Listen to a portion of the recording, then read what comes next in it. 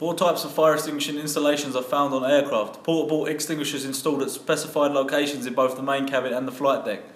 Hold fire extinguishing systems with automatic detection. Hold fire extinguishing systems are usually activated as a flight crew response to abnormal heat detection in an aircraft hold and usually operate in a dual function. Engine fire bottle extinguishing systems with automatic detection. Fire bottles in engine compartments are usually electrically operated after manual selection by the flight crew based upon automatic fire detection. Toilet waste bin bottle extinguishing systems. Toilet waste bin fire extinguishers are activated automatically if heat detectors in the vicinity are activated. Toilet smoke detector activation does not trigger waste bin fire extinguishers. Emergency situations are turbulence, electrical failure, death, violent people, giving birth, plane crashing, pilot not being very well, heart attack or a stroke. A smoke hood is a protective device similar to concept into a gas mask. The translucent airtight bag seal around the head of the wearer while an air filter held by the mouth connects to the outside atmosphere and is used to breathe. Smoke hoods are intended to protect victims from the fire and effects of the smoke installation. Present on aircraft, also called protective breathing equipment, typically generate oxygen from anywhere from 30 seconds to 15 minutes. The oxygen is kept in a closed circuit, usually thanks to a tight neck seal. A scrubber system may present to reduce levels of carbon dioxide and is breathable for around 20 minutes.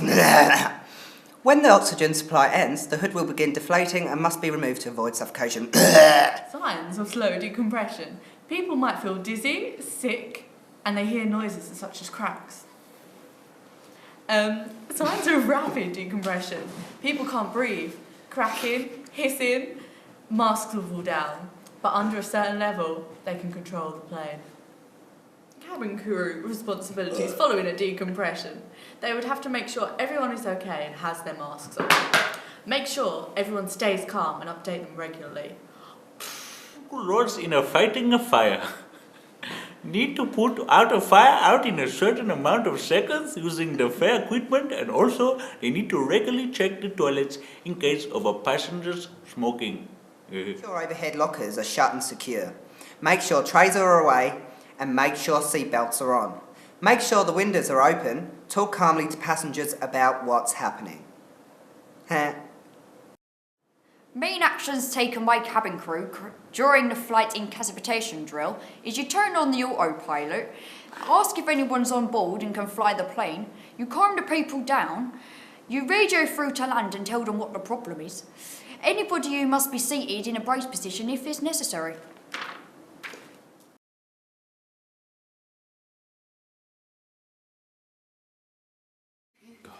Hear me now. Identify how to recognize light, moderate and severe turbulence.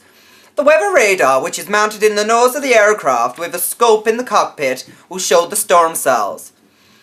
These contain major up and down draughts, which is felt as turbulence. Clear air turbulence, such as encountered when going in and out of jet streams, does not show.